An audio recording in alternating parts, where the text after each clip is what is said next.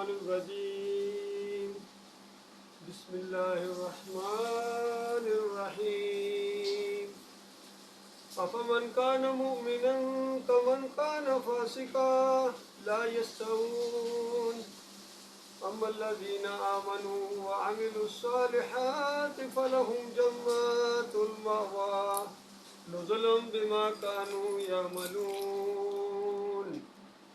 وأما الذين فسقوا فمأواهم النار كلما أرادوا أن يخرجوا منها أعيدوا فيها وقيل لهم ذوقوا عذاب النار الذي كنتم به تكذبون ولنذيقنهم من العذاب الأدنى دون العذاب الأكبر لعلهم يرجعون ومن أظلم ممن ذكر بآيات ربه ثم أعرض عنها إنا من المجرمين منتقمون۔ یہ سورہ سجدہ کے دوسرے رکوع کی آیات ہیں۔ اللہ کا لاکھ لاکھ شکر ہے جس نے اسلام کی طرف ہدایت کی، ایمان کی طرف رہنمائی کی۔ اگر وہ نہ چاہتا ہم ادھر آنے والے نہیں تھے۔ یہ اس مالک کا خاص احسان ہوا ہے۔ کتنے ایسے ہیں جو اس سے محروم ہیں، کتنے ایسے بدبخت ہیں جو اس محرومی کے اندر اس دنیا سے چلے گئے، کتنے ایسے بدبخت ہیں جو اس کی مخالفت کرتے رہے اور کر رہے ہیں اور کریں گے۔ اس انسانیت کا انجام دو شکلوں میں نکلنے والا ہے۔ ایک گروہ نے جنت میں جانا ہے اور دوسرا جہنمی گروہ ہوگا۔ ان گروہوں کے اندر پھر مزید درجات ہوں گے۔ جنت والوں کے بھی درجات کی کثرت ہے اور جہنمیوں کے درجات کی بھی کثرت ہے۔ اس کا ذکر کیا گیا ہے ان آیات کے اندر۔ یہ مالک کا بہت بڑا احسان ہے کہ مالک نے ہمیں موقع دیا ہے، اللہ کی بات کو بار بار سنانے اور سننے کا موقع ملتا ہے۔ نبی علیہ السلام نے فرمایا کہ دو نعمتیں ایسی ہے جس کی عام طور پر لوگ قدر نہیں کرتے ہیں یا اس کی طرف ان کا دھیان نہیں جاتا ہے۔ ایک تندرستی ہے اور ایک فراغت ہے، یعنی وقت ملنا، اور دوسرا صحت مند ہونا۔ یہ بہت بڑی نعمت ہے۔ کتنے ایسے لوگ ہیں جو کل تک صحت مند تھے لیکن آج اسپتالوں میں پڑے ہوئے ہیں۔ کتنے ایسے ہیں جو کچھ کام کرنا چاہتے ہیں لیکن نہیں کر پا رہے ہیں کیونکہ ان کی صحت ٹھیک نہیں ہے، بیمار ہو گئے ہیں۔ اسی طرح زندگی بہت بڑی نعمت ہے۔ کتنے ایسے تھے جو کل ہم میں موجود تھے، آج نہیں ہیں۔ ہم نے بھی یہاں سے چلے جانا ہے، لہذا یہ وقت جو ملا ہوا ہے اس کو بہت بڑی نعمت سمجھیں، اللہ کی نعمت سمجھیں، صحت کو اللہ کی نعمت سمجھیں۔ کچھ وقت ملا ہے دین کا کام کرنے کے لیے تو اس کو اللہ کی نعمت سمجھیں۔ کہیں ایسا نہ ہو کہ وہ مصروفیت آپ کو گھیر لے اور آپ کو بالکل کوئی کام کرنے کا وقت ہی نہ ملے۔ تو یہ ایسی نعمتیں ہیں، فراغت اور تندرستی، جس سے پورا فائدہ اٹھانا چاہیے۔ اللہ تعالیٰ ہماری رہنمائی فرمائے، ہمیں دین کے اوپر چلنے کی توفیق عطا فرمائے۔ اور یہ جو دو گروہوں کا ذکر ہے اس کے اندر، اس کے اوپر غور و فکر کرنے اور ایمانداروں کے راستے کے اوپر چلنے، نجات کے راستے کے اوپر چلنے، فلاح کے راستے کے اوپر چلنے کہ اللہ تعالیٰ ہمت اور توفیق عطا فرمائے۔ مالک نے سوالیہ انداز میں پوچھا ہے کہ افمن کان مؤمنا کمن کان فاسقا، وہ کیا مومن جو اللہ کا ماننے والا ہے، اللہ کا بندہ ہے، اللہ کا فرما بردار ہے، اور دوسرا اللہ کا نہیں ماننے والا ہے یا نافرمان ہے، کیا یہ دونوں برابر ہیں، ایک ہی جیسے ہیں تو دونوں آدم کے بچے، دونوں کو موقع برابر ملا ہے، لیکن ایک نے فرما برداری کا راستہ اختیار کیا، اپنی عقل کو استعمال کیا، آنکھیں کھول کر اس دنیا کو دیکھا، کان کھول کر باتوں کو سنا، اور غور و فکر کرنے کے بعد پھر اس نے اپنی زبان کا استعمال کیا، اللہ کے دین کی حمایت کی، اس کا ساتھ دیا، سچوں کا ساتھ دیا، اس دین کو غالب کرنے کے لیے اپنی حد تک کوشش کرنے کی کوشش کی اس نے۔ تو کیا یہ اس کی طرح ہو سکتا ہے کہ جو نافرمان ہے اس کے اوپر کوئی اللہ کی بات کا اثر ہی نہیں ہو رہا ہے، نافرمانیوں سے رک ہی نہیں رہا ہے؟ کیا یہ دونوں برابر ہو سکتے ہیں؟ مالک فرماتا ہے لا یستوون، تم شاید سمجھو کہ برابر ہیں، ایک ہی جیسے انسان نظر آ رہے ہیں، زمین کے اوپر چلتے پھرتے ہیں، ایک ہی جیسے ہیں، دونوں بھائی بھی ہو سکتے ہیں، ایک ہی جیسے، ایک ہی باپ کے بیٹے ہیں، لیکن مالک فرماتا ہے نہیں، یہ دونوں برابر نہیں ہیں۔ اما الذین آمنوا وعملوا الصالحات فلہم جنت المأوی، جو ایمان لائے، اپنے مالک اور خالق کو پہچان گیا ہے، اس کو اپنا اکیلا مالک مان لیا ہے، اس کے ساتھ کسی کو شریک نہیں کرتا ہے، اپنے مالک کا فرما بردار ہے، اور ایمان لانے کے بعد پھر عمل صالح کرتا ہے، نیک اعمال کرنے کی کوشش کرتا ہے، کوئی موقع ہاتھ سے جانے نہیں دیتا ہے۔ ایسے اعمال بھی ہونے چاہیے انسان کے کہ جو اس کے اور رب کے علاوہ کوئی اور نہ جانتا ہو، کوئی بھی نہ جانتا، تاکہ گھر والوں کو بھی معلوم نہیں ہے، کسی قریبی دوست کو معلوم نہیں ہے، بیوی بچوں کو معلوم نہیں ہے۔ ایسے اعمال ہونے چاہیے انسان کے پاس جو اللہ کے پاس کل وہ بھیجے اور وہاں اس کی بچت کا کوئی انتظام نکل آئے۔ نبی علیہ السلام نے فرمایا ایک وقت آنے والا ہے، دائیں طرف بھی وہی کچھ دیکھو گے جو آپ کے اعمال ہیں، بائیں طرف بھی وہی دیکھو گے جو اپنے اعمال ہیں، اور سامنے جہنم ابل رہی ہوگی، اس جہنم سے بچنے کا آج انتظام کر لو۔ چاہے کھجور کا ایک پھانگ کہیں صدقہ دینا پڑ جائے تو یہ بھی دے کے صرف اس نیت کے ساتھ کہ کل مجھے کام آئے گی۔ صدقہ خیرات کر کے، حتیٰ کہ کسی مومن بھائی کی طرف یا کسی انسان کی طرف مسکرا کے دیکھنا بھی ایک صدقہ ہے۔ تو اس انداز سے کوئی نہ کوئی اعمال اکٹھے کرو، اور اس کے بعد اللہ تعالیٰ کی جنتوں کے اندر آپ جاؤ گے۔ فرمایا فلاحم جنت المأوی۔ ان کا کیا کہنا، یہ تو ان جنتوں کے اندر وہاں جو بڑی بڑی سیرگاہیں ہیں اس کے اندر قیام گاہیں ان کی ہوں گی، قیام وہاں مقیم ہوں گے، ہمیشہ ہمیشہ کے لیے وہاں ہوں گے۔ اگر یہاں 6 7 8 محلات ہیں یا ویلا ہیں تو وہاں ایک ایسی مملکت جس کو ملنے والی ہے جس کی وسعت زمین اور آسمان جتنی ہے اللہ کے بندوں، اور دیکھیے اس کے لیے انسان کتنی محنت کر رہا ہے، اور دنیا حاصل کرنے کے لیے کتنی محنت کر رہا ہے، اور آخرت میں جو اتنی بڑی بڑی نعمتیں اللہ تعالیٰ نے رکھی، کاش انسانوں کو یقین آ جائے اس کے اوپر، بالکل ایسا یقین جس طرح دنیا کے معاملات میں چیزوں کے اوپر ان کو یقین آتا ہے کہ محل کیا چیز ہوتی ہے، اس کے بعد بڑے بڑے ڈرائنگ روم کیا چیزیں ہوتی ہیں، پلنگ بڑے بڑے اونچے کیسے ہوتے ہیں، ایک سے ایک نئے ڈیزائن والے صوفے سیٹ کیسے ہوتے ہیں، پردے کیسے ہوتے ہیں، قالینیں کیسی ہوتی ہیں، یہ تو جانتا ہے۔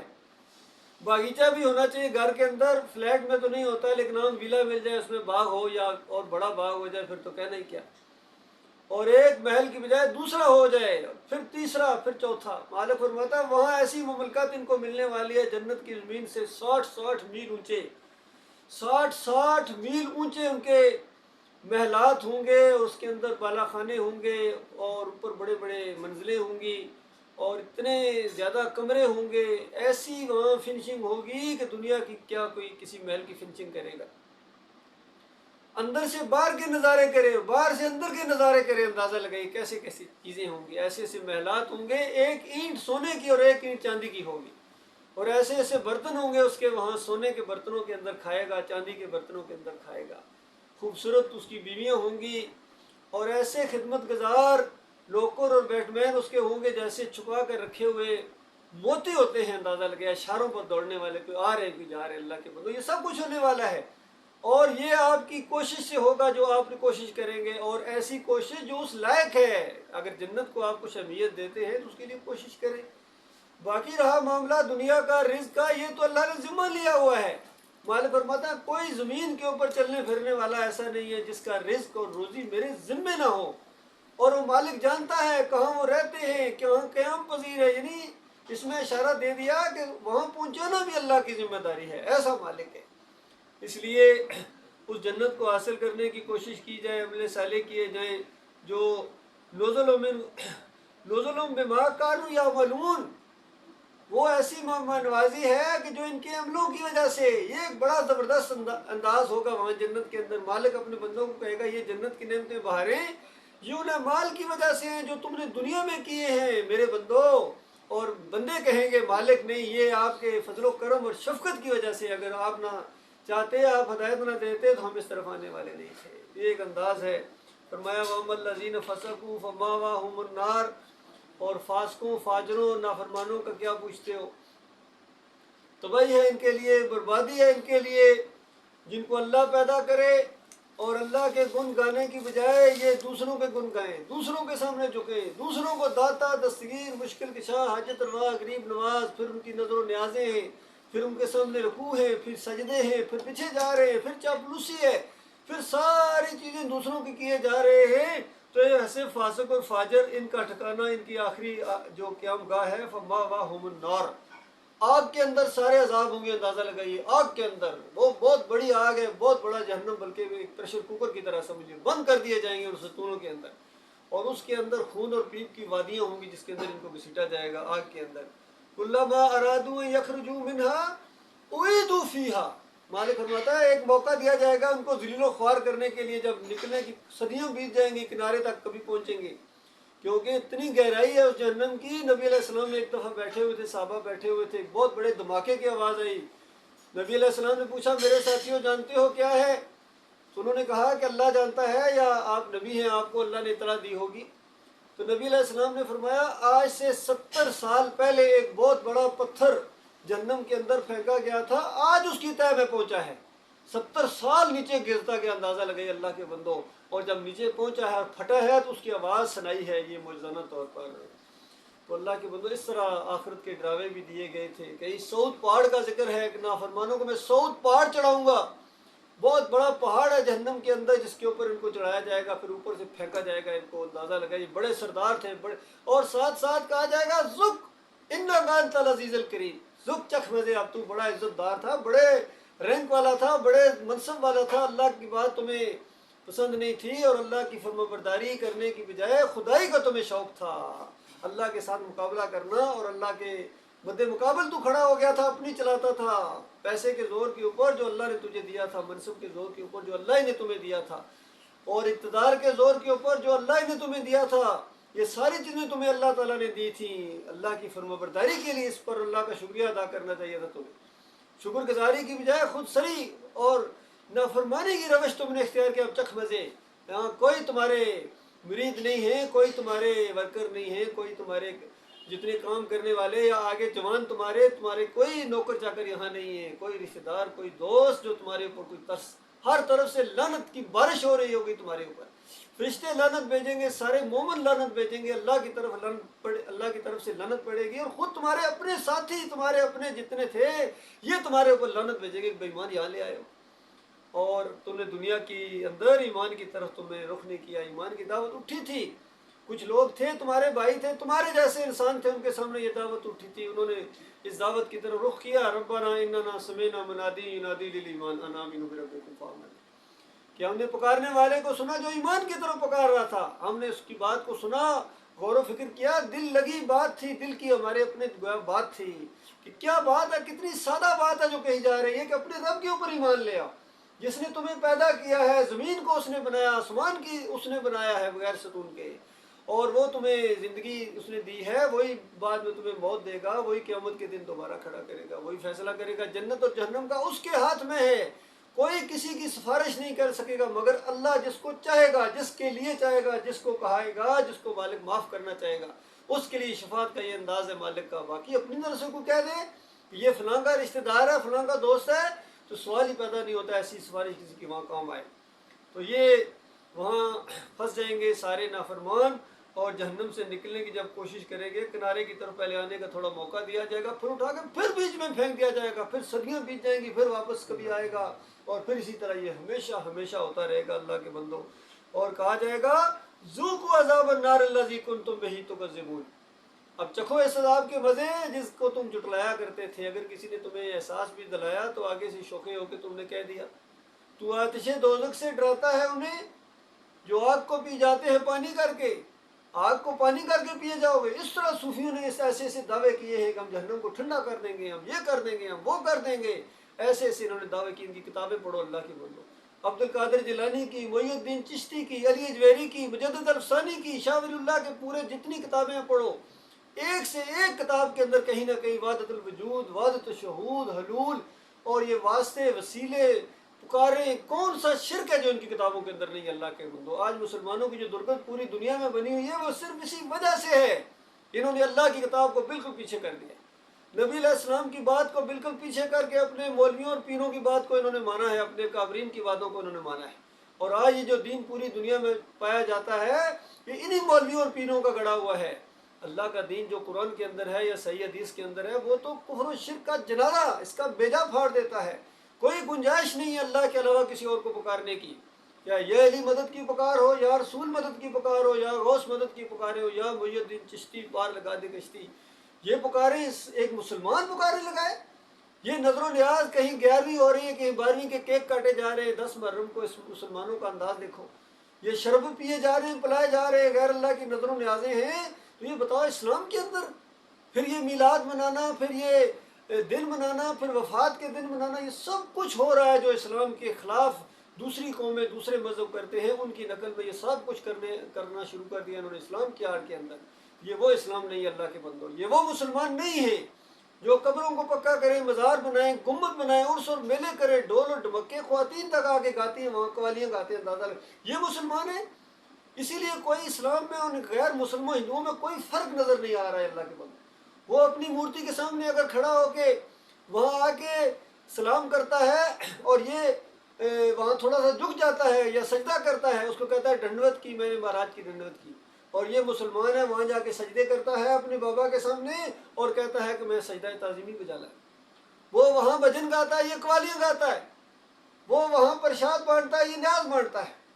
کوئی فرق بتاؤ اللہ کے بندو، بالکل وہی انداز ہے، چاہے یہ ان کی مورتیوں کے سامنے جو کچھ کر رہے ہوتے ہیں سومناتھ کے مندر کے اندر، یا یہ دوسرے سکھ لوگ اپنی قبروں کے سامنے، اپنے بڑوں کی قبروں کے سامنے جو کچھ کر رہے ہوتے ہیں، اس سے زیادہ یہ مسلمان اپنی قبروں کے اوپر۔ آپ محی الدین چشتی کے مزار پر جا دیکھیں، اتنے بڑے بڑے وہاں دیچکے اور بڑے بڑی دیگیں ہیں جو پکائی جا رہی ہیں کہ یہ حضرت کا لنگر ہے۔ اور چاہے یہ گولڑے شریف والے ہوں، چاہے یہ علی اجمیری کی قبر ہو، محی الدین چشتی، یہ سارے کے سارے آپ دیکھیں، وہاں عبد القادر جیلانی یا وہاں نجف میں جا کے دیکھیں، ہر جگہ، اور یہ مسلمان سمجھتے ہیں ہم مسلمان ہیں، بڑے مزے سے وہاں کھانے کھائے جا رہے ہیں، اور اللہ تعالیٰ قرآن کے اندر ان کو سور کے گوشت سے زیادہ حرام اور نجس اور شرک قرار دیتا ہے۔ مالک فرماتا ہے انما حرم علیکم المیتۃ والدم ولحم الخنزیر وما اہل بہ لغیر اللہ، کہ اللہ تعالیٰ نے حرام کر دیا انسانوں تمہارے اوپر، یہ حرام ہے، یہ جو مردار ہے یہ حرام ہے، بہتا ہوا خون حرام ہے، سور کا گوشت حرام ہے، اور ان سب چیزوں سے زیادہ بڑی، چونکہ ترتیب یہی اللہ تعالیٰ نے 4 جگہ رکھی ہے، ہر جگہ ترتیب یہی ہے، سب سے زیادہ جو حرام ہے وہ اللہ کے علاوہ کسی اور کی طرف جب کسی کو منسوب کرے، یہ چاول ہے، دیگ ہے، یہ 11ویں شریف ہے، یہ بکرا ہے، یہ بر امام جا کے چڑھے گا، یہ عبد القادر جیلانی کے نام کی نیاز ہے، یہ 12ویں کا کیک ہے نبی علیہ السلام کے لیے، یہ 10 محرم کی سبیلیں ہیں حسین رضی اللہ عنہ، یہ ساری کی ساری اسی زمرے میں آتی ہیں۔ کس قدر ظلم ہے، ہمارے علماء کہتے ہیں یہ زمرے میں نہیں آتی، بس یہ کھاؤ کوئی مسئلہ نہیں ہے، اس سے ثواب ملے گا۔ تو اللہ کے بندوں، کفر و شرک جب ثواب بن جائے تو پھر کیا کیا جائے؟ پھر مسلمانوں کے ساتھ یہی کچھ ہونا چاہیے جو ہو رہا ہے، اس انکار کی وجہ سے بڑا سخت عذاب ان کو ملے گا۔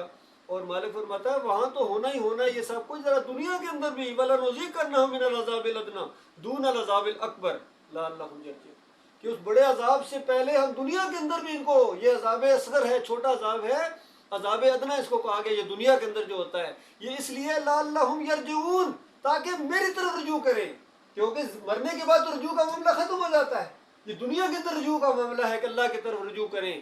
آج جتنے عذاب آتے ہیں، چاہے خوفناک قسم کے طوفان ہوں، بارشیں ہوں، زلزلے ہوں، اور دھماکے ہوں، جنگیں ہوں، آپس میں لڑائیاں ہوں، مہنگائی کا زور ہو، یہ جتنے چاہے کافروں، مشرکوں اور باغیوں کو اللہ تعالیٰ نے یہ ان کے اوپر مسلط کیا ہوا ہے، یہ اللہ کے عذاب کے ہلکے چوکے ہیں، اور اس وجہ سے مالک فرماتا ہے ہماری طرف رجوع کریں، لیکن انسان اللہ کی طرف رجوع کرنے کے لیے تیار نہیں۔ میرے بھائیو، اپنے کفر و شرک میں بڑھتے چلے جا رہے ہیں، اور اللہ کے عذاب کا کوڑا بھی ایسا ایسا بڑھتا چلا جا رہا ہے، یہ کچھ ہونے والا ہے۔ پھر مالک فرماتا ہے وَمَنْ أَظْلَمُ مِمَّنْ ذُكِّرَ بِآيَاتِ رَبِّهِ ثُمَّ أَعْرَضَ عَنْهَا، اس سے بڑا ظالم کون ہو سکتا ہے جس کو اللہ کی آیات کے ذریعے نصیحت کی جائے، قرآن کے ذریعے اللہ کی باتیں یاد دلا کے اس کو نصیحت کی جائے کہ دیکھو چند دنوں کا معاملہ ہے، اس کے بعد تمہیں ہمیشہ کے جو زندگی کے ساتھ معاملہ پڑنے والا ہے، یا تو امن و سکون اور بہاروں کی زندگی ہوگی، بڑے بڑے جنتوں کے اندر، باغوں کے اندر رکھا جاؤ گے، ہمیشہ کی جوانی کا معاملہ ہے۔ یہ اللہ کی کتاب کے ذریعے، نبی علیہ السلام کی حدیث کے ذریعے پوری طرح اس کو احساس دلایا جائے، اور دوسری طرف جہنم سے بھی ڈرایا جائے، پھر بھی کوئی تبدیلی اس کے اندر نہیں آ رہی، بتائیں اس سے بڑا ظالم کون ہے جس کو اللہ کے یاد کے ذریعے نصیحت کی جائے اور پھر اس سے اعراض برتے۔ فرمایا انا من المجرمین منتقمون، ان مجرموں سے ہم انتقام لے کے رہیں گے۔ مالک یہ بات اس انداز سے دیکھیے، قرآن کا مضمون ایک مضمون ہے، الحمدللہ سے لے کر والناس تک ایک ہی بیان ہے، ڈائریکٹ یا انڈائریکٹ باتیں ہیں. جنت کا ذکر ہے تو اس میں بھی عقیدے کی بات ہے کہ یہ ایسے لوگ ہوں گے جو جنتوں میں آئیں گے. کہیں جہنم کا ذکر ہے وہاں بھی یہی معاملہ ہے. دنیا کی ذلت اور خواری کا معاملہ اگر بیان کیا جا رہا ہے تو اس میں بھی یہی معاملہ ہے کہ جب انہوں نے اللہ کو چھوڑ کے کسی اور کو اپنا کارساز اور مشکل کشا بنایا تب مالک نے مارا ہے. اور دنیا کے اندر عزت اور اکرام کا اگر کہیں معاملہ بیان ہوا ہے تو تب مالک فرماتا ہے جب انہوں نے ہمیں مانا ہے تو ہم نے پھر ان کو عزت دی ہے دنیا کے اندر. اور پھر مالک کے وعدے بھی ایمان تم الاؤن ان کنتم مومنین, تم سربلند رہو گے, دنیا میں تمہاری عزت ہوگی. ان کنتم مومنین, اگر تم مومن بن جاؤ. تو یہ مشروط وعدہ ہے, شرط کے ساتھ وعدہ ہے کہ تم مومن بنو. فرقوں سے نکلو, بریلیت سے نکلو, دیوبندیت سے نکلو, اہل حدیثیت سے نکلو, صوفیت سے نکلو, جمہوریت سے نکلو اور ایمان کی طرف آ جاؤ, اسلام کی طرف آ جاؤ. میرے پیارے بھائیو, یہی ایک واحد نجات کا راستہ ہے, ایمان کا راستہ ہے. سارے انبیاء نے یہ راستہ دکھایا ہے, اسی کے لیے انہوں نے کوششیں کی ہیں. اور اس راستے میں جو ان کا ساتھی بنا ہے وہ مسلمان کہلایا ہے. اس راستے میں جس کی موت آئی ہے وہ شہید کہلایا ہے. اور براہ راست اللہ کی جنتوں کے اندر پہنچ جاتے ہیں اس چیز کو پھیلاتے ہوئے. یہ ایمان اور عقیدے کا معاملہ ہے, توحید کا معاملہ ہے. اگر ایمان اور عقیدے کے اندر خرابی ہے, کوئی عمل اللہ کی طرف سے نہیں ہے میرے بھائیوں. کسی کے اوپر نماز فرض نہیں ہے, نہ روزے بھی آئیں گے جب کبھی, یا عمرہ یا حج یا زکوٰۃ, کوئی عمل اللہ کی طرف سے کسی اور کے اوپر نہیں ہے, غیر مومن کے اوپر. یہ ساری باتیں صرف مومنوں کے اوپر ہیں. ایمان بالکل کھرا ہو اور اس کے اندر بال برابر شرک کا کوئی ذرا برابر گنجائش شائبہ تک نہ ہو. نہ واسطے وسیلے کا شرک ہو, نہ پکاروں کا شرک ہو, نہ نظر و نیاز کا شرک ہو, نہ رکوع اور سجدے, اور نہ تعویذ گنڈا, نہ جمہوریت, کسی طرح کا شائبہ تک نہیں ہونا یہ شرک کا. ایسے مومنوں کے اوپر اللہ تعالیٰ نے یہ سارے اعمال بھی رکھے ہیں اور سارے جنت کے وعدے ان کے لیے ہیں. مالک ان سے راضی ہوتا ہے, ان کی خطاؤں سے درگزر فرمائے گا, ان کو جنت عطا فرمائے گا اور ہمیشہ ہمیشہ کے لیے. پھر دوبارہ کبھی امتحان نہیں ہوگا میرے بھائی, صرف ایک امتحان ہے, ایک موقع ہے. یہ موقع اگر ہاتھ سے نکل گیا تو پھر دوبارہ موقع کبھی نہیں ملے گا. اللہ تعالیٰ غور و فکر کرنے اور ایمان کو سمجھنے اور اس کے اوپر جم جانے کی توفیق عطا فرمائے. اس حوالے سے اگر کوئی سوال ہو یا وضاحت تو انشاءاللہ میں ضرور کوشش کروں. سوال ہے کہ بہت سے لوگوں کو دیکھا ہے اور میں خود بھی کیا ہے, تعویذ گلے میں ڈالتا ہے. قرآن کا ایک چھوٹا سا ملتا ہے بنا بنا کہ پورا قرآن ہے, وہ تعویذ کے اندر موم ڈال کے اور اس کے بعد پیک کر کے گلے میں ڈال دیتے ہیں تاکہ اس کی حفاظت ہو. کیا ہے یہ صحیح ہے؟ یہ سوال کیا گیا ہے یہ خاص کر تعویذ کے بارے میں, اور یہ جو قرآنی تعویذ جیسے خاص طور پر کہتے ہیں. قرآن چھوٹا سا اتنا باریک لکھا ہوتا ہے, اتنا باریک کہ وہ پڑھا بھی نہیں جاتا ہے. اور کئی ایسے تعویذ ہوتے ہیں جس کے اندر عجیب و غریب قسم کی عبارت ہوتی ہے. یہ مسلمانوں کے اندر آ گیا اصل میں, جب یہ قومیں بگڑ جاتی ہیں پھر اس طرح کی چیزیں ان کے اندر شروع ہو جاتی ہیں. حالانکہ نبی علیہ السلام کے پاس ایک مرتبہ 10 آدمی آئے بیعت کرنے کے لیے, مسلمان ہو گئے تھے. تو 9 سے بیعت نہیں, 10ویں کو چھوڑ دیا اور سب نے کہا یا رسول اللہ یہ بھی تو مسلمان ہو گیا ہے. تو نبی علیہ السلام کی نظر تعویذ کے اوپر پڑی اور کہا کہ ابھی تک تو تعویذ لٹکا ہوا ہے. اس اللہ کے بندے نے وہ تعویذ اتار دیا اور پھر نبی علیہ السلام نے اس کی بھی بیعت لی اور پھر کہا کہ من تعلق تمیمۃ فقد اشرک, جس نے تعویذ لٹکایا پکی بات اس نے شرک کیا. تو یہ نہیں کہا کہ ذرا کھول کے دیکھو مسلمان ہو گیا, کہ اب تو اللہ لکھا ہوا ہو, اس طرح کہ اللہ کی بات لکھی ہوئی ہو. دیکھو قرآن عمل کے لیے ہے, یہ نسخہ ہے. جس طرح ڈاکٹر کو نسخہ دیتا ہے, کبھی کسی نے گلے میں لٹکایا ہے یا اس کو چومنا شروع کر دے, کبھی ایسا ہوا ہے؟ نسخے کا مطلب ہے اس کے اوپر عمل کیا جائے, اس کے مطابق دوائی لی جائے, اس کے مطابق پرہیز کیے جائیں, پھر اس کو شفا ملتی ہے اگر اللہ چاہے تو. اسی طریقے سے قرآن جو ہے یہ اللہ کی طرف سے ایک میسج ہے, گویا ایک خط ہے, پیغام ہے انسانوں کے نام. اور اس کے اندر جو کچھ لکھا ہوا ہے اس پر عمل کیا جائے.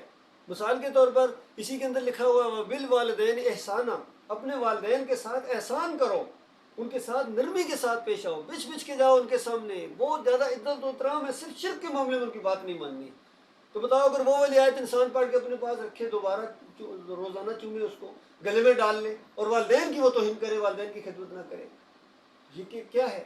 اس لیے بالکل قرآنی ہو یا غیر قرآنی ہو یہ بالکل شرک ہے. اور نبی علیہ السلام نے کبھی تعویذ نہیں لکھی, حالانکہ قرآن نبی علیہ السلام کے اوپر نازل ہوا ہے. صحابہ اکرام لکھا کرتے تھے, یعنی اس کی وحی کو تحریر کیا کرتے تھے, لیکن کبھی انہوں نے تعویذ لکھ کے اپنے گلے میں یا بچوں کے گلوں میں یا کسی کے گلے میں نہیں لٹکایا. یہ مسلمانوں کے اندر آ گیا. اصل میں دوسری قوموں کو دیکھا دیکھی اور جو ایسی چیزیں ان کے اندر آئیں, یہ چیز بھی ان کے اندر آ گئی. یہ شرک ہے, بالکل اس میں دوسری کوئی رائے نہیں.